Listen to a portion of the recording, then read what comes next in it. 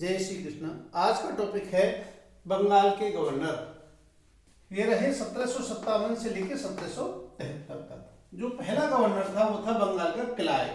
जो क्लाइव का कार्यकाल रहा वो 1757 से लेकर 1760 तक रहा और 1765 से लेकर के 1767 तक।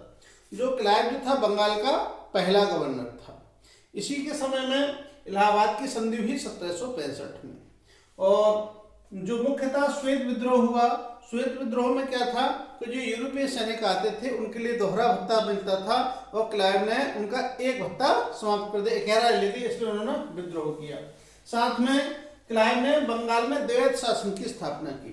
द्वैत शासन से क्या था कि जो दो प्रकार के वो थे, एक प्रशासन चलाते थे और एक जो राजस्व वसूलते थे। तो राजस्व वसूली का कार्य जो था वो कंपनी का कार्य था, तो उनमें सामंजस्य नहीं बैठा, तो इसलिए वहां पर जनता में विद्रोह हो गया और शासन सही प्रकार से नहीं चला। इसके बाद क्लाइव के बाद दूसरा बना होलवेल। ये था 1760 में। होलवेल का कोई कुछ ही समय रहा और कोई विशेष घटना नहीं, लेकिन एक पहले ब्लैक होल की घटना घटी थी।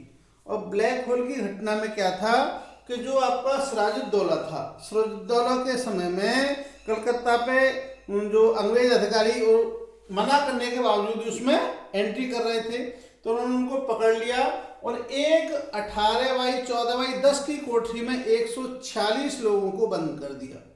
और ये 16 जून की घटना थी और उनके लिए 20 जून को दो दिन बाद उनको छोड़ा, तो 146 में से 123 लोग मृत पाए गए और 23 लोग केवल जिंदा बचे। उन जिंदा लोगों में होलवेल भी था। तो इसने इस घटना का विवरण दिया कि इस प्रकार से होलवेल की घटना हुई।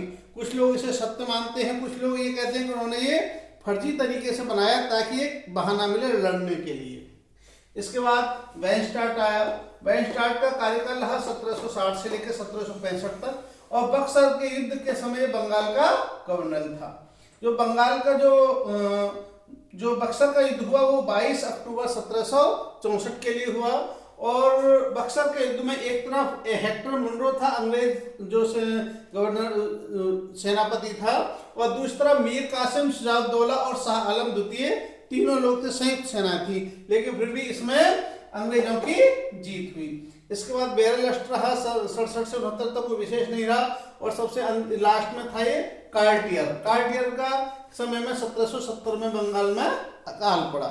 और उसके बाद 1773 में आपका जो रेगुलेटरी एक्ट आ गया और फिर बंगाली गवर्नर से गवर्नर जनरल बन गए।